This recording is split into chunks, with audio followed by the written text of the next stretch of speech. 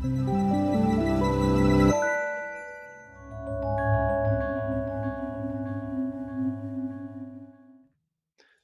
I'm Ben Graham. Welcome to our third ggplot2 video here. We're just steadily making these plots a little more complex, a little more interesting. So, we've been working with this electricity pop variable, but there's actually multiple years that this data covers. We've got 212 observations in 2000, another batch in 2010, and some in 2012, right? So we actually have data for pretty much all the countries in the world for 3 different years here. So we want to let's see if we can split this out by year. And the way that we're going to do this, we're still, within our aesthetic, we're only working with a single variable here. But what we can do is we can assign different colors to different years. We can say color equals not just Dodger blue, right? But it equals factor by year. And we're doing this up within the aesthetic because it's how we're mapping the data to the plot, right? We're saying, no, it's not just this whole variable goes to a particular line, a particular sort of density line down there. We're splitting it out by year. Okay. So if we do that, we can also set the color values. So we're going to say scale color manual here. We're going to set the values to, using this concatenate function, purple, dark orange, and green. Pick those 3 colors. It's going to be a little ugly, but hey, let's go ahead and run this and see what that looks like. And what we get, right, is now we've got 3 different lines on this plot, 1 for each year. And the default is going to auto-generate kind of an ugly legend for us and say, okay, this is 2000, 2010, 2012. We've got a line for each of these years with the colors already specified. Now I can sort of do this scale color manual and I can list out these colors one at a time. I can also use Color Brewer and just pick a palette. And so I'll say, draw from this palette, and R will say, oh, if you're drawing 3, I'm going to draw these 3. If you're going to draw 4, I'm going to draw these 4. And R kind of has presets that are supposed to choose you colors that work well together. I'm a little skeptical about how well this often works, but it can be a good starting point. And then you can maybe say, oh, I don't like that one color. Let me adjust that one.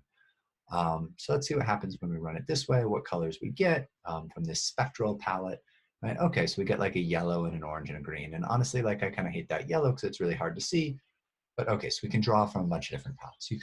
I cannot express enough how many different color options you have with R.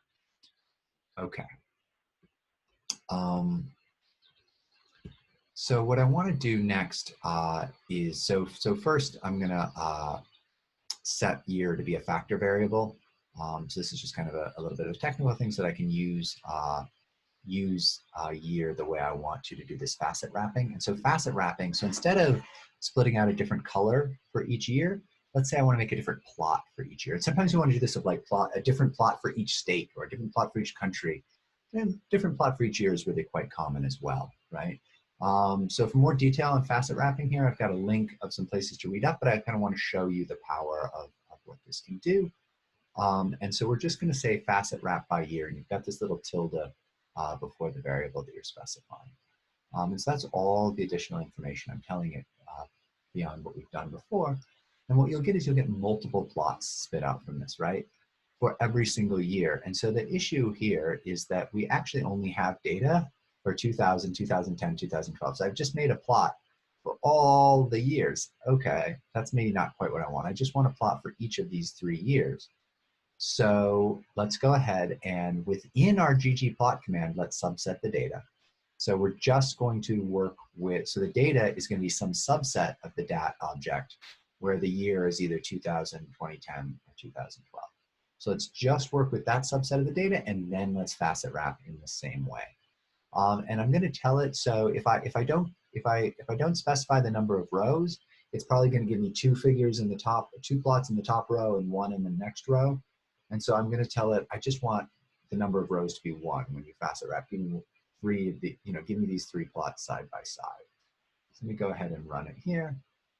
And it's going to spit out these 3 plots side by side. So I can either, right, have factored out by color up in the aesthetic and get a different line for each year, or I can use facet wrap and get a different plot for each year. So there's lots of different ways to kind of disaggregate the information we're getting.